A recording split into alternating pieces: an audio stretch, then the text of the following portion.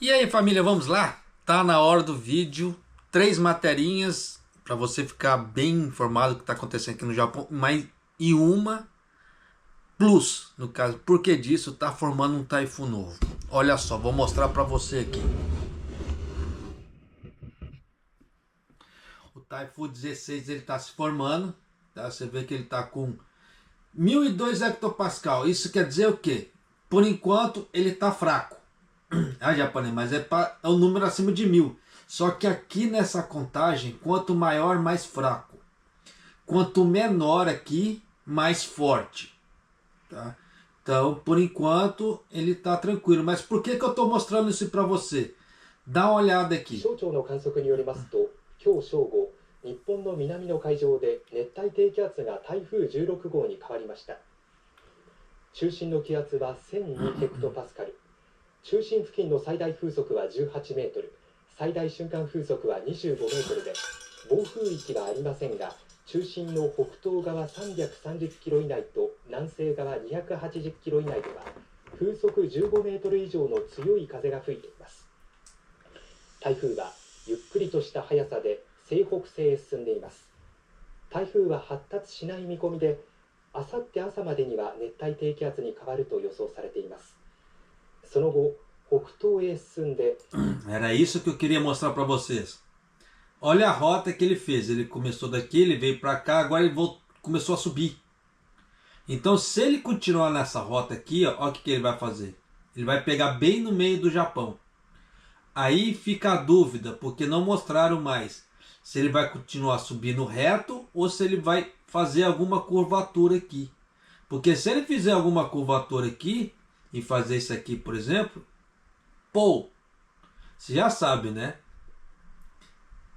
Tokai aqui vai ser afetada, Noto, que é Ishikawa, que é aqui, vai ser afetada. E olha que Ishikawa acabou de passar por uma enchente. Então já dá para você ter uma ideia do tamanho do estrago que já está lá e vai estragar ainda mais. Então tem muita coisa que nós precisamos tomar cuidado. Só para finalizar.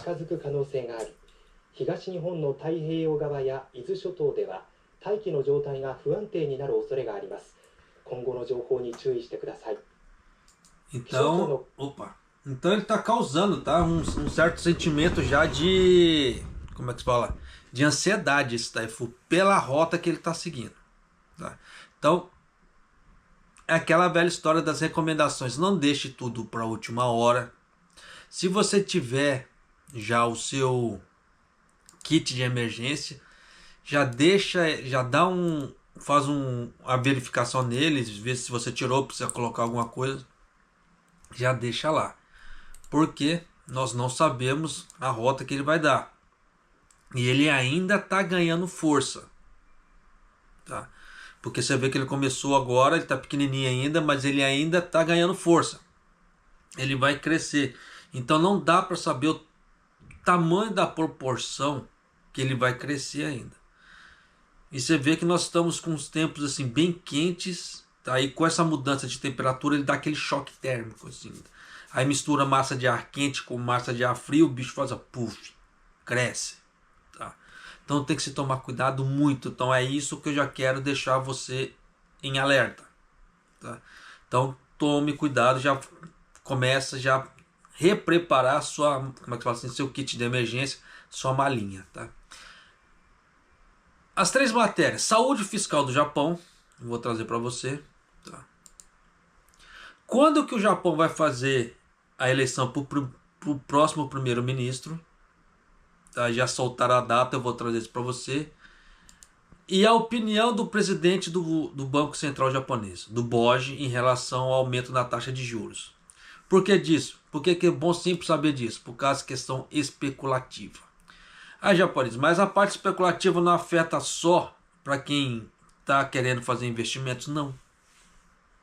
Porque dependendo da forma especulativa que tiver, aí tem aquela ideia de entrada e saída de investidores e investimentos no Japão, nisso aumenta ou diminui o dólar no Japão. E isso afeta a sua vida diretamente, porque as empresas compram muita coisa de fora. Então, quanto mais caro eles comprarem de fora, mais caro será para a nossa vida. Então, esse tipo de coisa é imprescindível pra caramba, tá? Então, é isso que eu quero trazer para você. nesse vídeo de hoje. E antes que eu me esqueça, se você não é inscrito no canal, por favor, se inscreva no canal, clica no sininho, tá? Deixa seu like, isso é coisa rápida, isso não vai influenciar na sua vida, mas vai me ajudar muito na minha, tá? Vamos lá então. Então vamos começar pela saúde fiscal. Olha só, a saúde fiscal do Japão, que é a pior entre os países avançados, então já dá para você sacar que é a pior entre os G7, tá?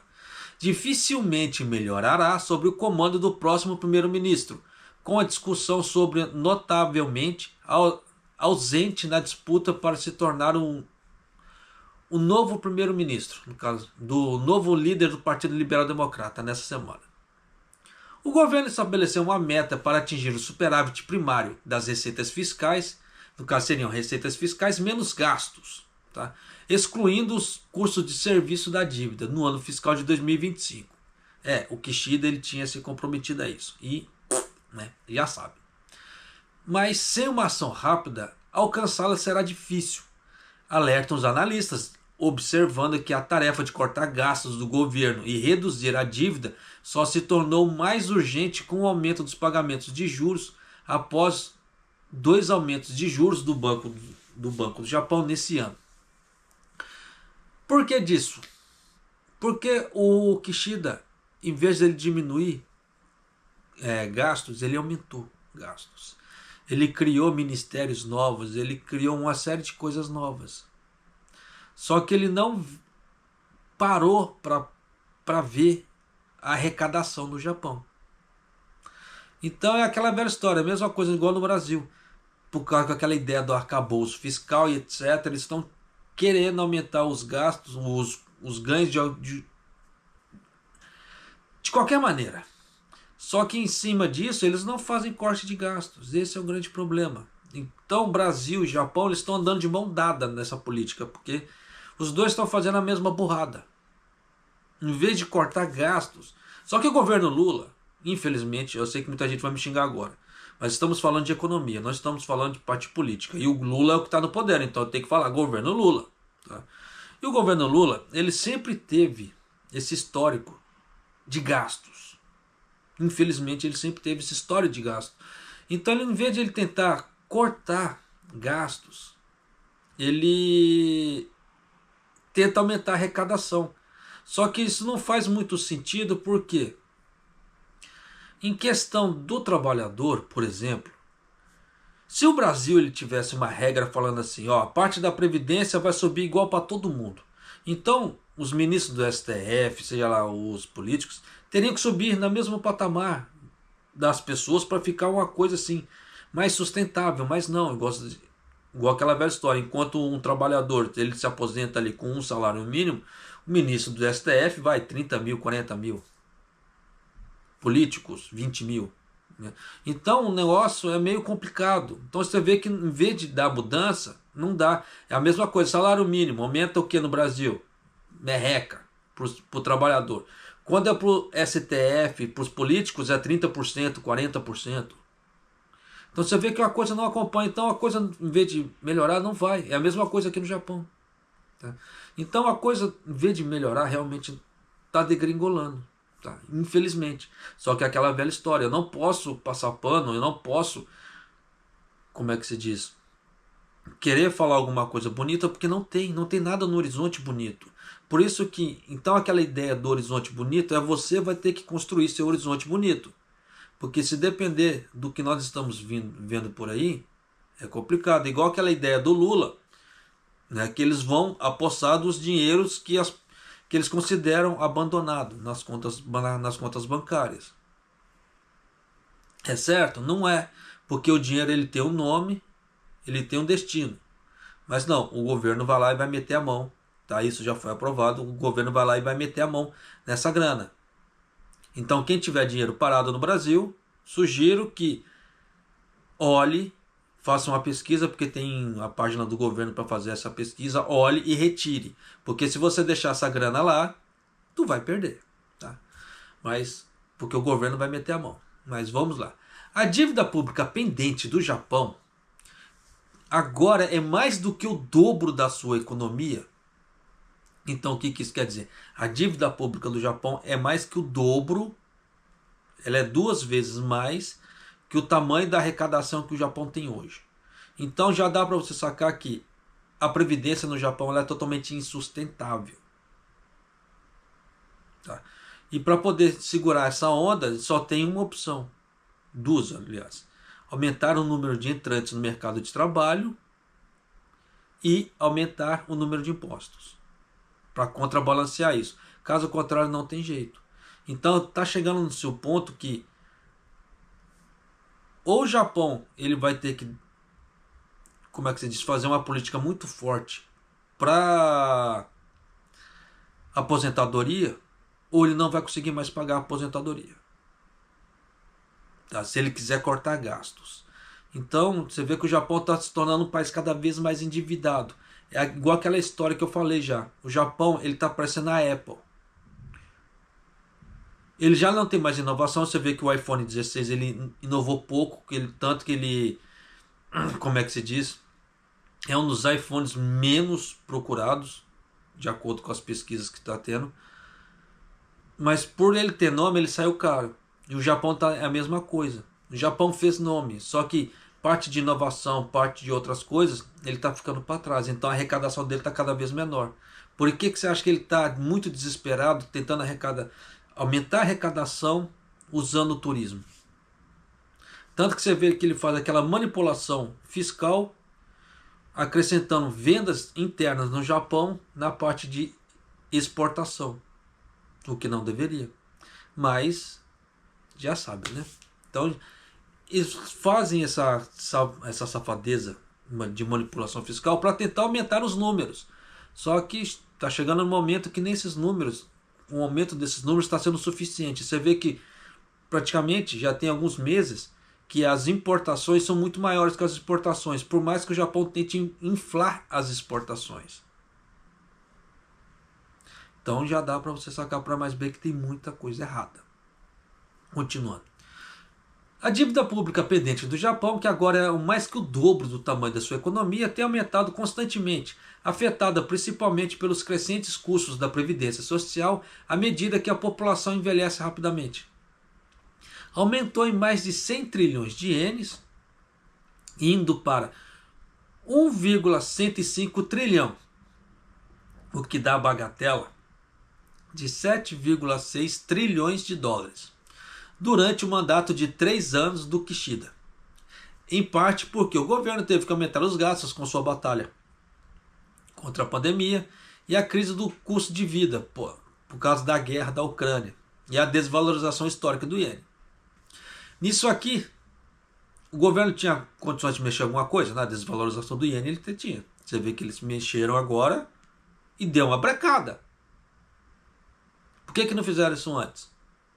Porque o Kishida ele queria inflação a todo custo no Japão.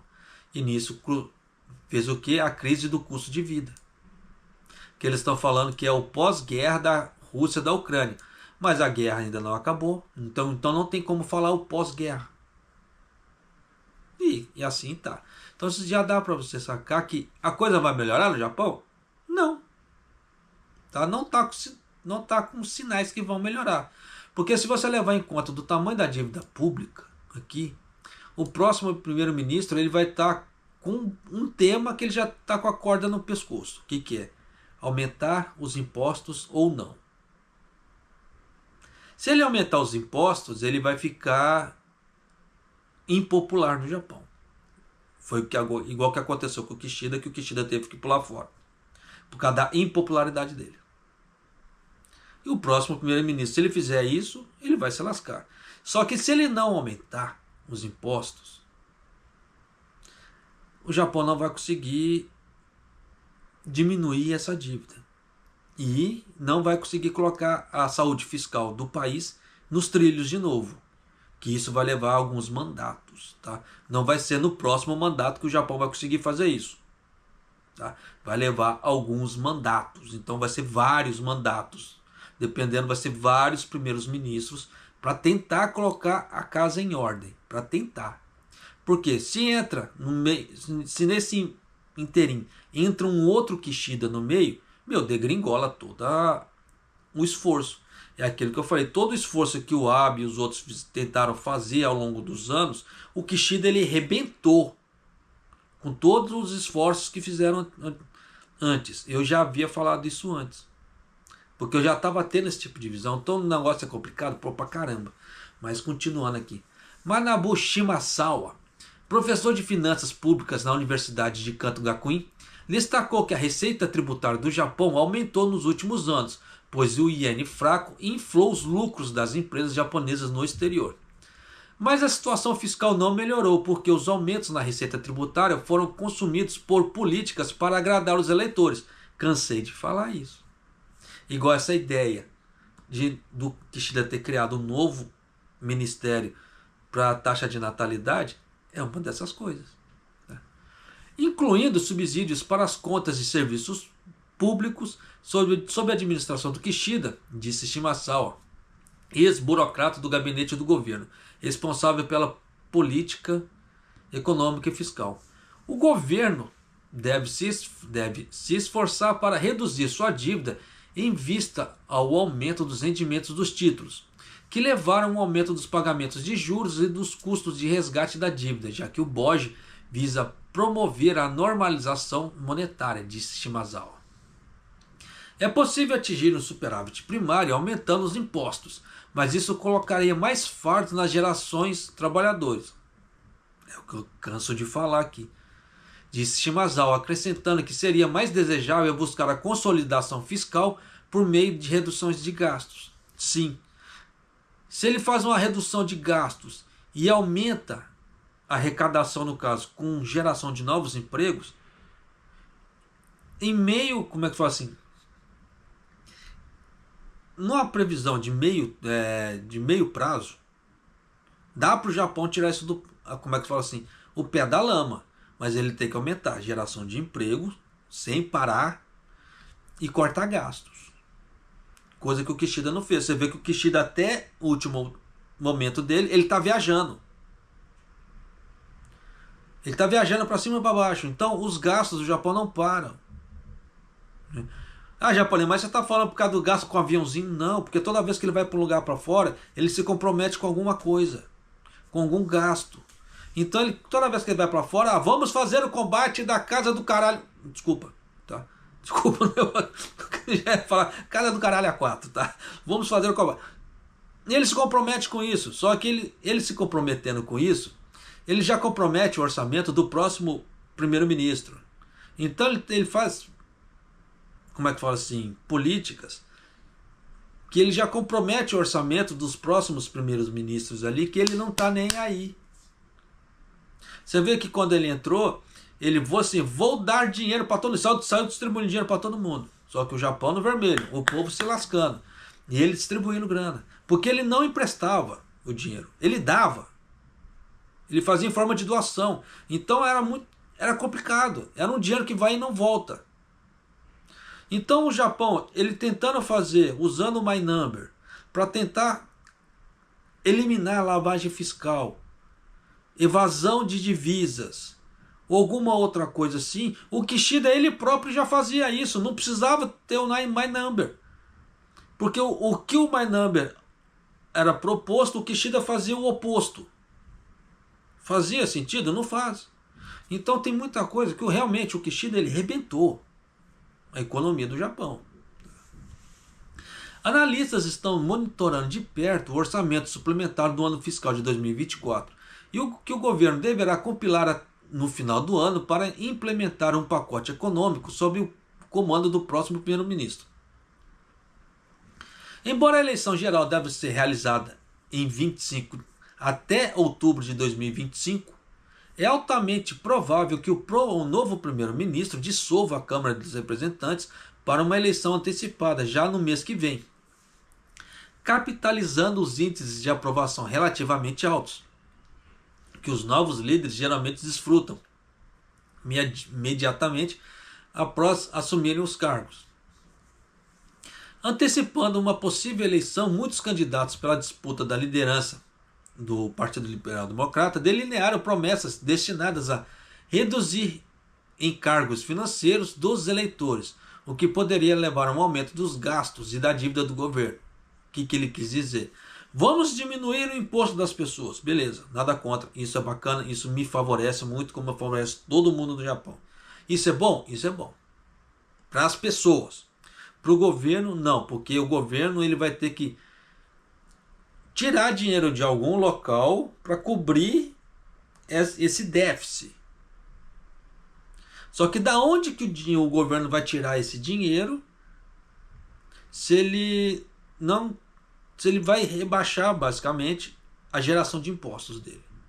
A não ser que ele tenha, como é que fala assim, os ganhos com investimentos em títulos que ele tem no exterior sejam muito superiores ao arrecadação de imposto. Caso contrário, não vai conseguir surtir essa diferença. E nisso o que vai acontecer? Já sabe, aquele famoso caos na economia. Um grande exemplo disso, os mais antigos devem se lembrar. Governo Dilma. A japonesa, mas só fala do governo PT, mas é o que teve mais tempo no poder, pô. Eu vou fazer o quê? Governo Dilma. Quando a Dilma viu, na época, que o brasileiro estava sendo estrangulado nas contas, então ela queria fazer alguma medida popular. O que ela foi? Ela tentou baixar, por meio de decreto, a conta de luz. Ela falou que quem não baixasse as suas tarifas de eletricidade, no caso das operadoras ali, eles não teriam chance de renovar sua concessão. Então teve aqueles que não aceitaram e teve aqueles que aceitaram. Tá? Só que no final disso tudo, quando a conta apareceu depois, foi um arrombo desse tamanho nos cofres do Brasil. Ali. E é mais ou menos essa medida aqui. Tá? Que o governo japonês está tentando fazer. Claro, né, o governo japonês não falou, vamos cortar a parte da tarifa de luz de acordo nas operadoras. Não, ele vai ver alguma medida de acordo com de acordo com a matéria o que os candidatos a primeiro-ministro estão falando. Isso é bom? Até que ponto? Tá? Por que eu falo esse tipo de coisa? Porque você vê que o governo ele não está disposto a cortar gastos. Os gastos dele. Em hipótese alguma. Você vê que ele não se fala aqui em nenhum momento que o governo vai cortar gastos. Muito pelo contrário. Vamos fazer uma medida populista. Isso vai aumentar os gastos. Não é pior? Japonês, mas o povo está sofrendo, sim. Mas o que adianta? Eu sei que é um exemplo muito esdrúxulo. A pessoa está com problema de enxaqueca, você dá um comprimido. Vai passar aquela dor de cabeça naquele momento. Mas depois a enxaqueca vai voltar. Porque quem tem problema de enxaqueca, aquele é crônico. Aquilo sempre volta. Então não se combateu a causa da enxaqueca. Então não se combateu o quê? Aonde está sendo gerada a enxaqueca? Não. Se eu te dou um comprimido, passa, acabou. Daqui a pouco volta de novo. E vai ser a mesma coisa aqui. Por isso que eu falo para você. Tome conta do seu futuro. Tá? Entre os candidatos populares, entre o público na pesquisa de mídia, Shinjiro Koizumi prometeu expandir o apoio às famílias de baixa renda e aposentados por meio de doações de dinheiro. Da onde que ele vai tirar essa doação de dinheiro? Vai continuar. Sanai Takaichi, atual ministro da Segurança Econômica do gabinete Kishida, defendeu o crescimento econômico impulsionado por gastos do governo.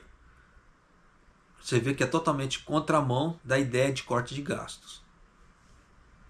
Enquanto isso, Taro Kono, aquele que queria mexer nos vistos dos estrangeiros, quando estava disputando contra o Kishida, enfatizou a necessidade de restaurar a saúde fiscal, mas está lutando para ganhar força na pesquisa. Takahide Kyuchi, economista executivo do Instituto de Pesquisa Nomura, disse: é problemático que a saúde fiscal não tenha sido um tópico importante nessa corrida presidencial, porque é aquela velha história. Quem faz muita propaganda disso, depois ele é cobrado. É igual o Kishida. O Kishida ele prometeu uma série de coisas que ele não cumpriu no mandato dele. Igual quando ele falou assim, vamos taxar os mais ricos. Ele não taxou. Acabou, ele foi expulso praticamente do cargo e ele não cumpriu o que ele falou. Então, as pessoas tendem a aprender com os erros dos outros. Por isso que eu falo para você, estude história. Estude, veja a trajetória das outras pessoas. Se você conseguir aprender com a trajetória das outras pessoas, você estará fadado ao sucesso. Se você não aprender com a história dos outros, você vai ter que aprender por si só e você está fadado ao fracasso, porque você vai apanhar pra cacete.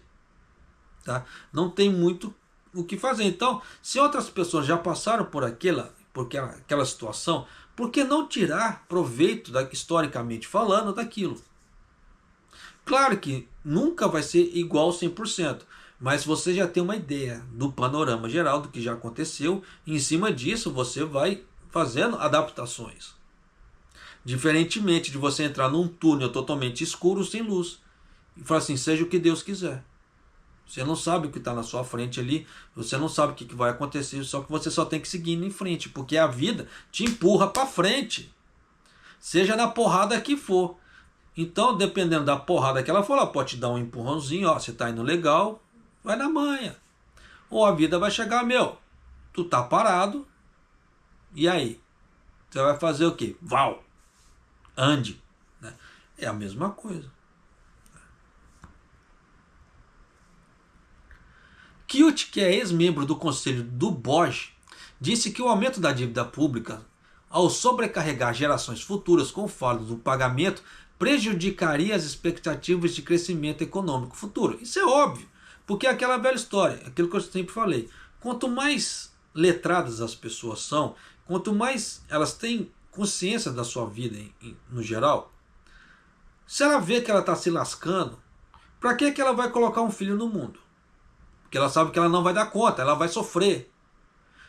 E sofrimento ninguém quer. Então aquela pessoa ela não coloca um filho no mundo. Então o que diminui cada vez mais a taxa de natalidade, diminui cada vez mais a geração de impostos e novos trabalhadores no mercado. Você vê que quanto mais ignorante a pessoa é, entre aspas, tá? Eu falo assim, por quê? Porque entre aspas, porque tem pessoas ricas que têm condições, então ela vai lá e faz quase que eu salto outro palhavão, tá? Um monte de filho. Mas você vê que tem pobres que não tem condições de ter um filho. Ele coloca 7, 8. Parece um time de futebol de salão. Isso é um ato inteligente? Não. Por isso que eu falo que dependendo, a instrução faz muita diferença. Só que tem aquela ideia do bom senso também. Ah, já falei, mas por que o pobre coloca aquele monte de filho? É aquela velha história. Sexo é de graça. Entre aspas, tá claro que se você tiver que pagar. Mas no contrário, sexo é de graça. E o pobre não tem poder aquisitivo. Então o que ele faz? Eu quero ter um momento de lazer. Então vamos lá, sexo. Só que nisso não se previne, não tenta nada. E mais um no mundo. Tá? É complicado esse tipo de coisa? É um tema meio controverso, mas infelizmente nós temos que tomar cuidado com esse tipo de coisa. Tá? Então, encerra essa parte aqui. Vamos lá para a próxima matéria, que quando vai ser a eleição para o próximo primeiro-ministro no Japão. Uma sessão extraordinária da dieta para eleger o novo primeiro-ministro do Japão para substituir o Kishida será convocado no dia 1º de outubro, disse o principal porta-voz do governo. O secretário-chefe do gabinete, Yoshimasa Hayashi, notificou as autoridades sêniores dos partidos, no caso do partido governista, e da oposição, responsáveis pelos assuntos da dieta sobre o cronograma antes da eleição presidencial do Partido Liberal Democrata. O vencedor da corrida certamente se tornará o primeiro-ministro, porque o LDP, no caso do Partido Liberal Democrata, e seu parceiro de coalizão, a Komeito, controlam ambas as casas do parlamento. Por isso que essa parte de conchavo ele é meio complicada. Tá? Eles deveriam fazer uma regra, eu não digo só para o Japão, para o mundo inteiro, tá? De ficar fazer essas filiações, porque isso aí é muito, como é que fala assim, é muito prejudicial. Então é nisso que gera aquela ideia de venda de emendas. Só vamos aprovar a sua emenda se você me pagar. Você vai me pagar como? Seja lá, seja lá. Aí eles entram na negociação. Mas só vamos aprovar a sua emenda se você me der alguma coisa. E você vê que no Brasil é muito disso, você vê que no Japão também. Tá? Não adianta querer falar só de um ou só de outro. Os dois têm a mesma coisa. Por isso que essa ideia de coalizão deveria ser feita uma regra para evitar coalizões. Porque isso aqui é uma... Aí um governo entra, faz uma porcaria, igual no caso a Comeito, sempre sancionando, ali validando o que o Partido Liberal Democrata estava fazendo, por causa que eles queriam poder, e olha a desgraça que o Japão ficou. Então a Comeito deveria ser totalmente responsabilizada juntamente com o Partido Liberal Democrata. Mas você vê que não é assim que a banda toca. A atenção dos parlamentares governistas e da oposição já está voltada para a data de uma possível eleição antecipada que o próximo líder pode decidir a convocar. A eleição deve ser realizada antes do término do mandato atual dos membros da Câmara dos Representantes, que é no final de outubro de 2025. Após aprovada na Câmara Baixa e na Câmara dos Vereadores no dia da abertura da sessão, o próximo primeiro-ministro formará um gabinete e fará um discurso político no parlamento. Embora o atual gabinete liderado por Kishida deixará o cargo no final do seu mandato, no final de setembro, possa decidir uma data de abertura. Mais detalhes, incluindo a duração da sessão, serão determinados pelo seu sucessor. Então eles estão falando aqui já o pós, o pós-Kishida. Os parlamentares da oposição estão exigindo que lhes sejam concedidos tempo suficiente para fazer perguntas ao próximo líder do parlamento antes que qualquer dissolução da Câmara Baixa para uma eleição antecipada. Sobre a nova liderança, o Partido Liberal Democrata buscará restaurar a confiança dos eleitores, abalado por um escândalo de fundos secretos do partido. Eles falam fundos secretos, nada mais é o que é propina. Os caras tinham uma grande rede de propina, de ganhos de mais de 100 milhões de ienes. Então já dá para você sacar que não era pouca coisa.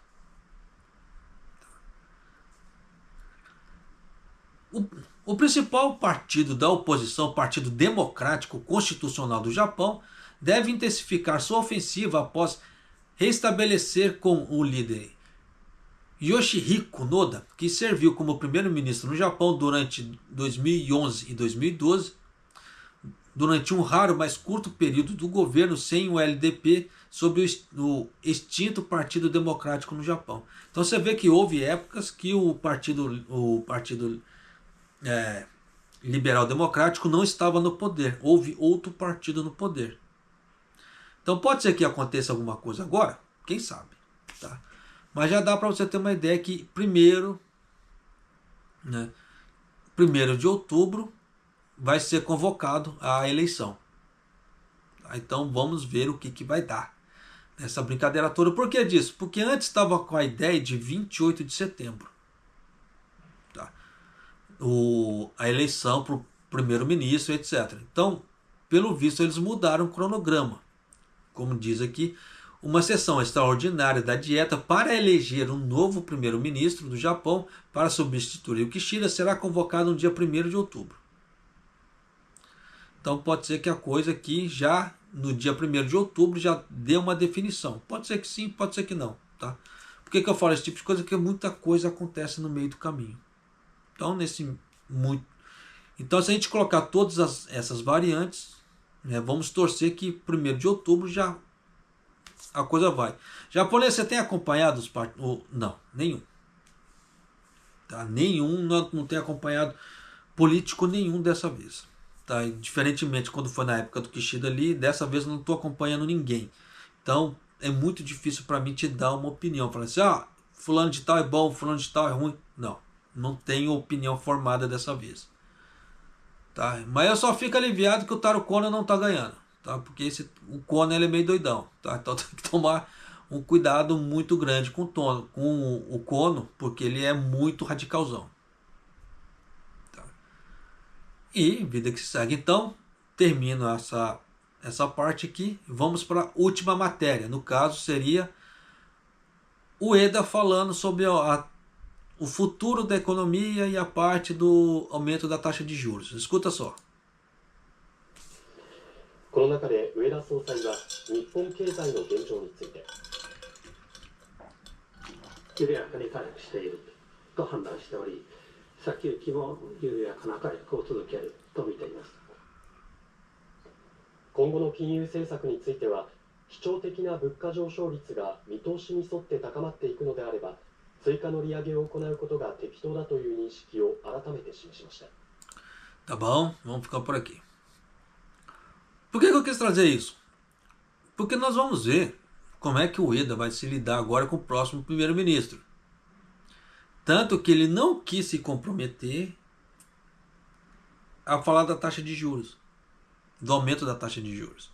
Porque como o BOJ ele é totalmente submisso e atrelado ao governo japonês, então ele não pode fazer nada, nada antes das eleições. Por quê? Se ele fizer alguma coisa antes das eleições, pode ser que ele estrague como é que se fala?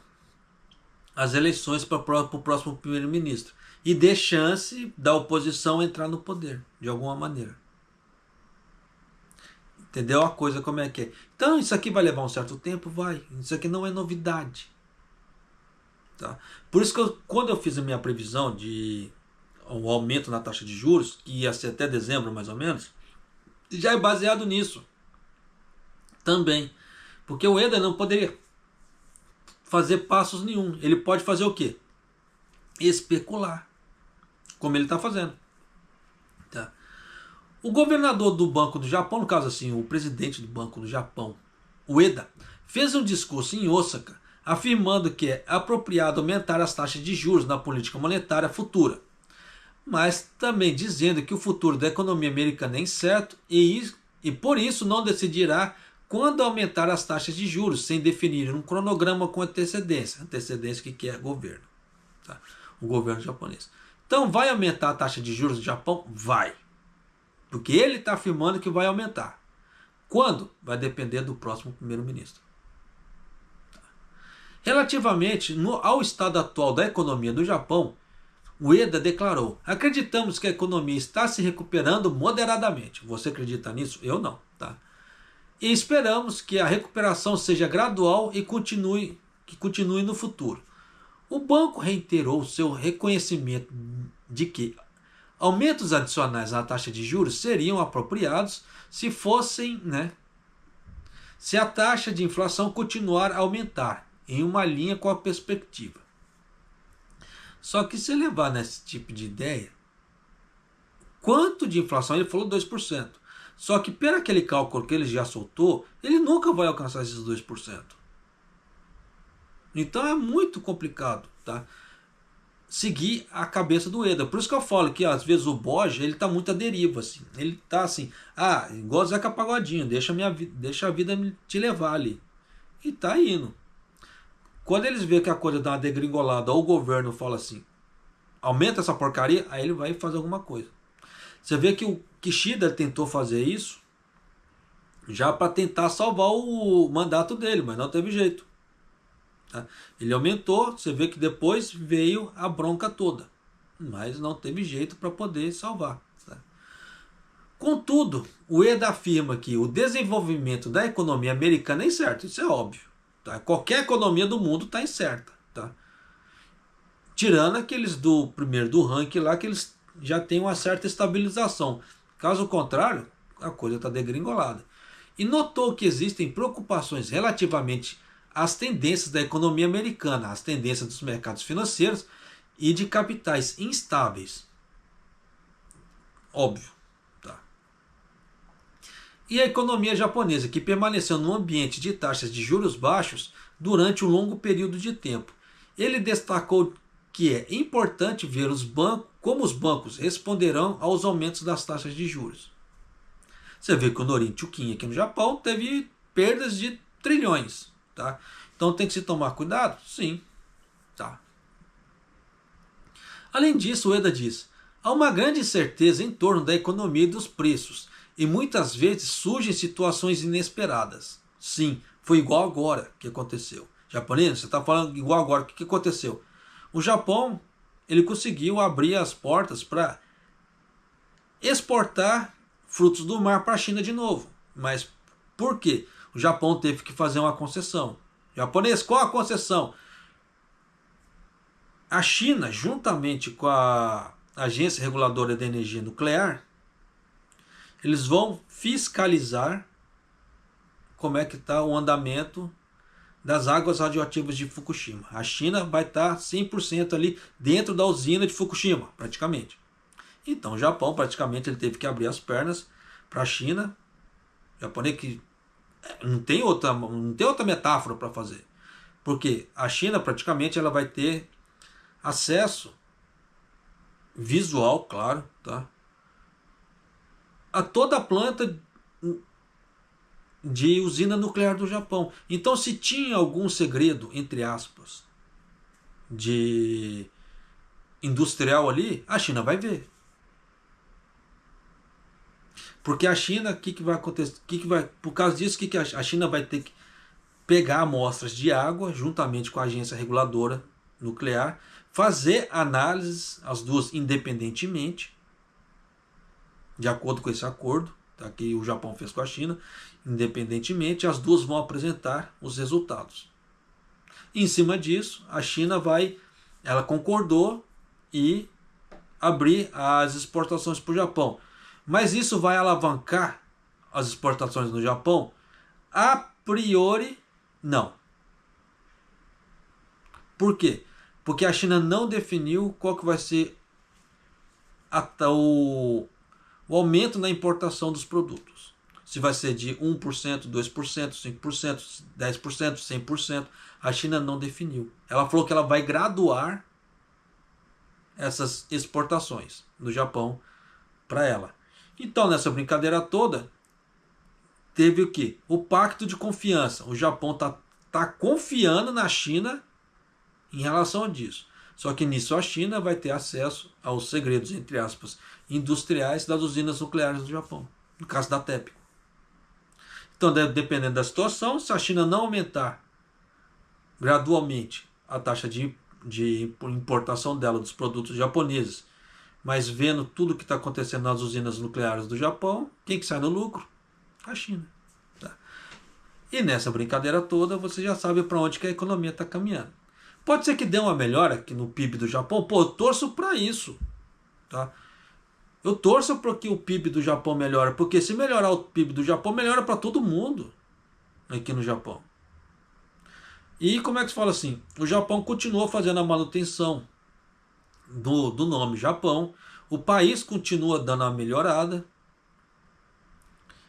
Claro, canso de falar, o Japão não é utópico, ele é distópico. Nós vivemos numa distopia. Ele tem problemas. Desde que as pessoas aceitem que o país tem problemas, não fiquem romantizando o Japão, porque tem muito problema. O Japão tem favelado, o Japão tem ladrão, o Japão tem assassinato, tem estupro, tem tudo. Só que numa proporção menor do que os outros países. Mas tem. Tá? Então, vivemos num país distópico? Sim. Quanto mais pessoas tomarem consciência disso, menos pessoas iludidas, menos pessoas, como é que fala assim, para ficar falando mal de algo que não é perfeito. Porque as pessoas elas tendem a deusificar certas coisas. Quando elas veem a realidade, ela percebe que não era aquilo e tende a sentar o pau. É igual aquela velha história, tem brasileiros quando vêm para cá, vê certas atitudes, japonês é racista. Todo lugar tem. Vai falar para mim qual brasileiro dentro do solo brasileiro que gosta de estrangeiro. Se 100% do Brasil gosta de estrangeiro. Não tem. Da mesma forma que no Japão não tem.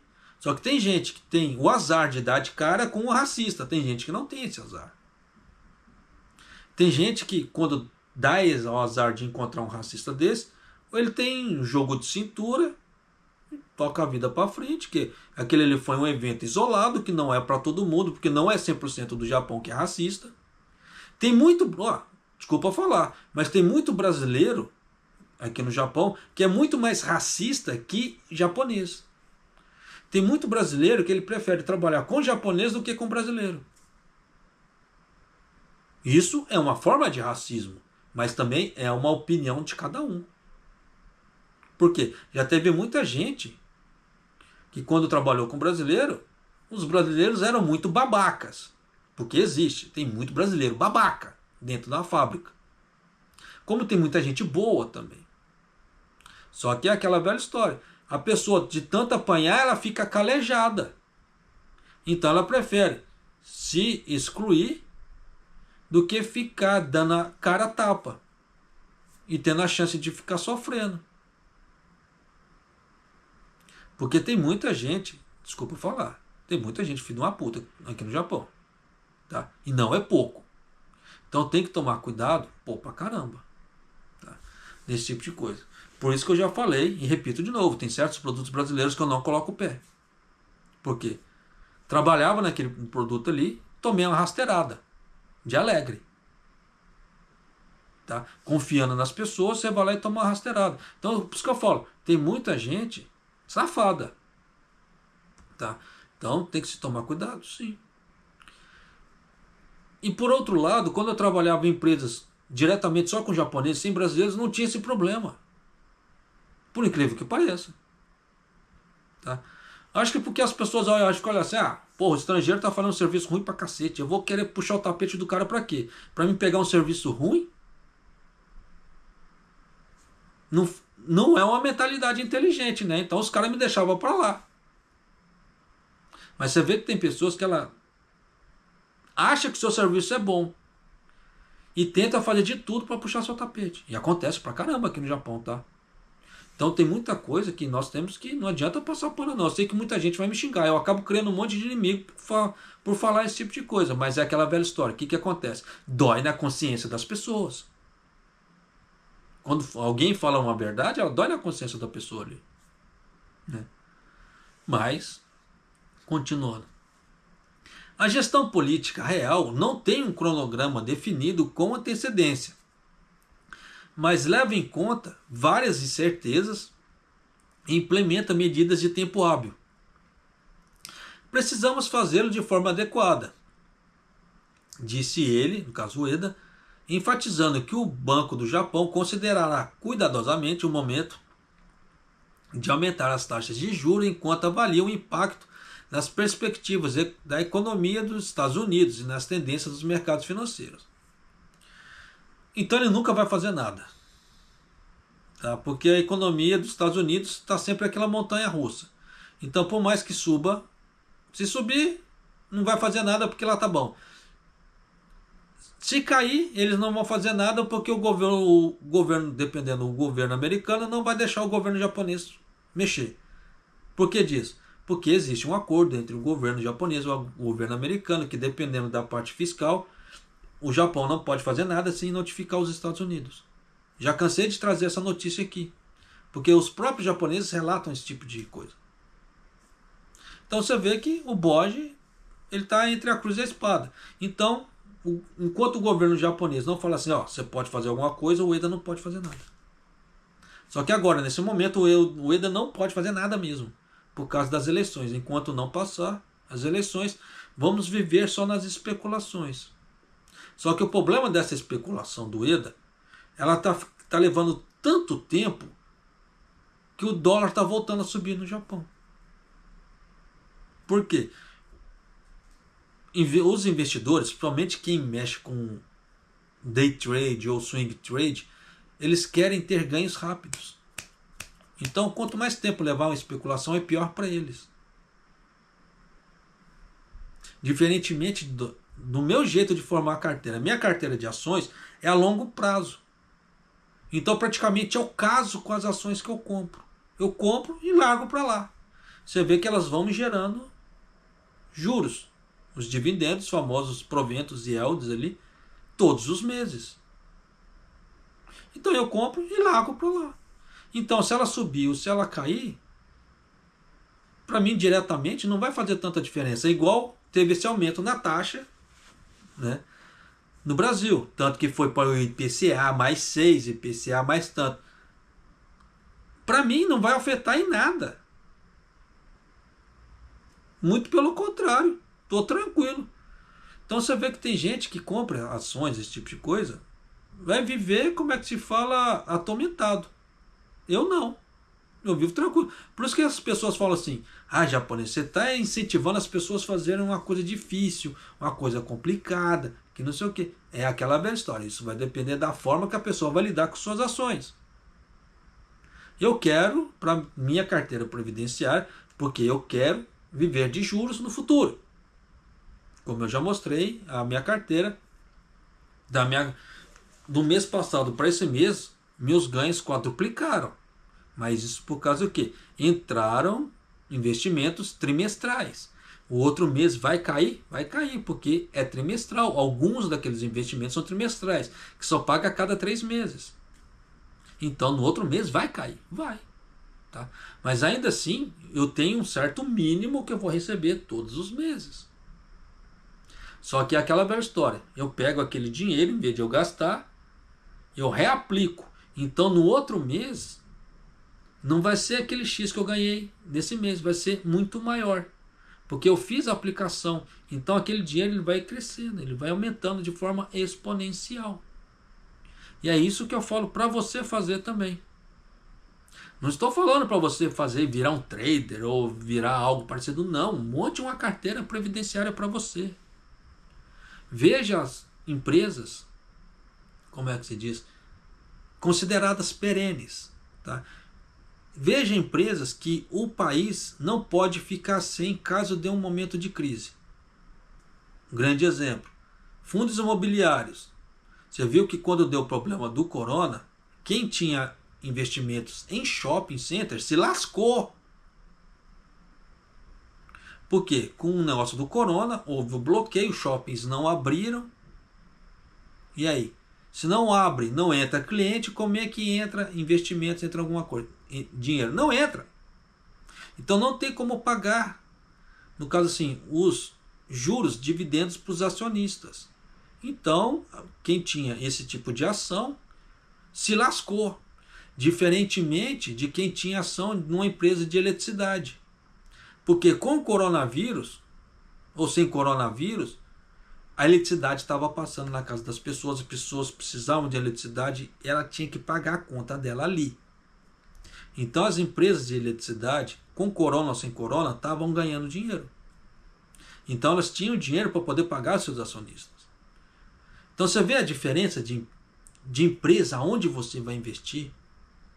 Por isso que eu falo, tem que tomar cuidado aonde você investe. Não é que o negócio é perigoso, é a forma que as pessoas fazem. O mercado, entre aspas, ele é seguro. O mercado de ações ele é seguro, mas depende de onde você vai aplicar e como você vai aplicar. Se você quer fazer um day trade, se lasque. Você vê que a chance de uma pessoa de enriquecer no day trade é muito pequena. Existe o quê? 1 a cada 100 que consegue enriquecer. Então você vê que na parte probabilística é muito pequeno. Tá? Só que nisso a sanidade mental da pessoa vai pro léu. Porque ela praticamente já tem que ficar 100% no mercado. Igual a forma que eu invisto, ela é muito mais tranquila. Não me dá dor de cabeça. Igual se eu ver assim, ó, notícia de governo, já me dá um clique. Ó, tal coisa pode ser que aconteça, tal coisa pode ser que não aconteça.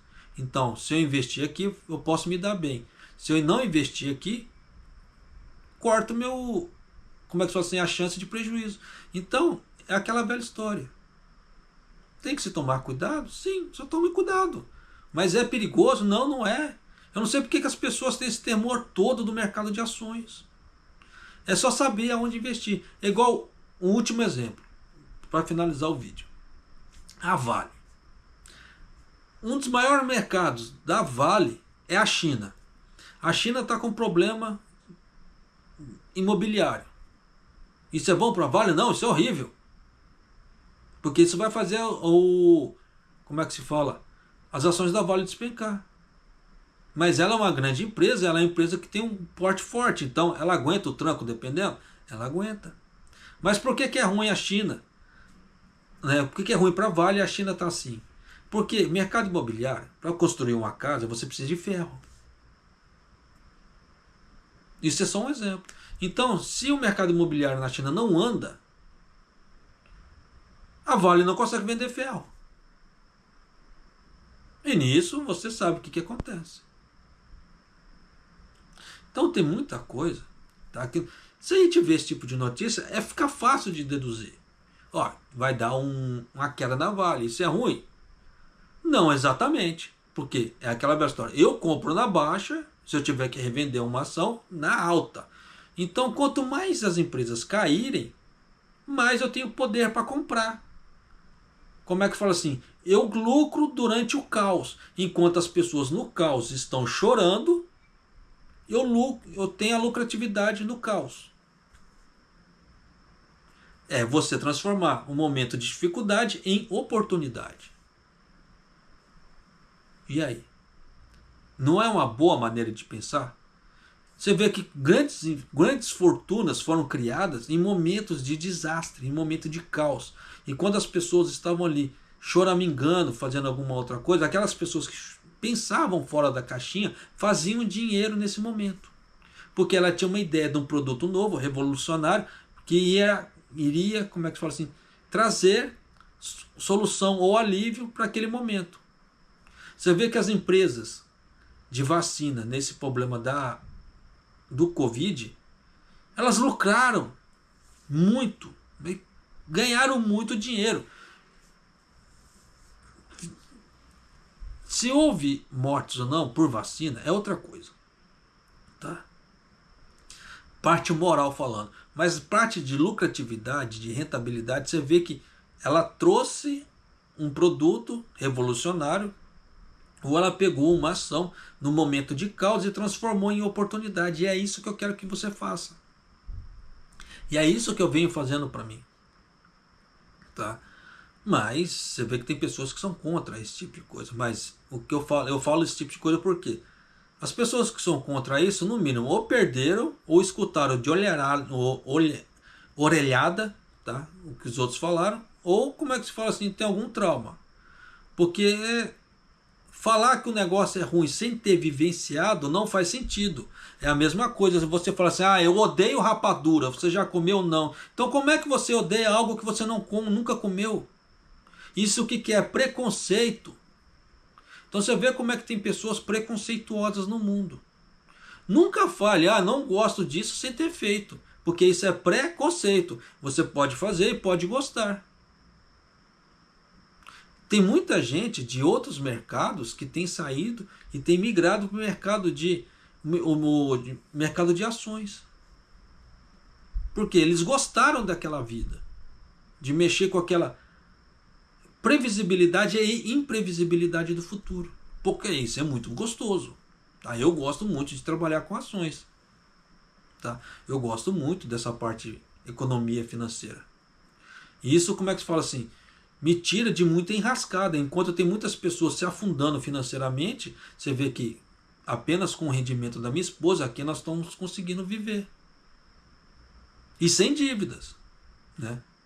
Então tem que se tomar cuidado, pra caramba. Tá? Com certas coisas. E vida que se segue. Tá certo? Então, tome cuidado, como é que se fala, na sua vida. Tá? Tome cuidado com o que você escuta. Cansa de falar, não precisa acreditar em mim. Vá lá e faça uma pesquisa. E escute a opinião de terceiros, não só a minha. Tá? Eu não sou o dono da verdade. Mas veja o que te chama mais atenção e aquilo que tem a chance de probabilidade de você ter ganhos ou não. Enriquecer não é errado. Errado é a forma que você vai lidar com esse enriquecimento.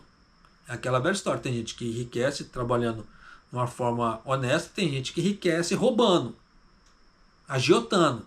Aí é errado. Pelos nossos padrões. Tá? Por outros padrões, eu desconheço. Então, nós temos que tomar cuidado sim. Mas é isso aí. Tá? Então, eu vou ficando por aqui e Maido.